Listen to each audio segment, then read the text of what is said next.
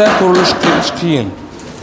Nimaga desangiz, yog'ingarchilik, namgarchilik, sovuq, uylarning ichidagi nam qurimaydi, namgarchilik bo'ladi. Bu narsani istadigan yo'qsak ham, mana misol, istadigan yo'qsak ham, istadiganda havoda issiq havo bo'ladi, lekin namgarchilik turaveradi. Devorlarimizdagi nam qurimaydi. Unga yechim Aspro havo quritgich, осушитель воздух deydi. Bu nam havoni o'ziga tortib, bu tarafidan chiqazadi-da, tagida kanistrida 10 litrgacha suv yig'adi. 10 litr suvni to'kib tashlaydi. Sutkasiga 60 litrgacha havodagi namgarchilikni olib, o'ziga yig'ib beradi.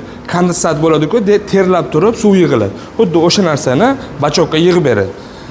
Xo'p, bu narsani qilmasangiz, bundan foydalanmasangiz, kelajakda popana bosishi, stres deydi-ku ruschasiga, shunaqa narsalar, keyin gipsovil shpekulovkalarni, rodbillarni vaqtida qurimaganligi uchun ularni o'zini kuchini yo'qotib, to'kilishiga olib keladi. Foydali narsa ustakalarimiz uchun. Kimga kerak bo'lsa, bular nalichida arendalarga ham bor. Aloqaga chiqaverasizlar, telefon nomer qoldirib qo'yamiz. Salomat bo'lasizlar.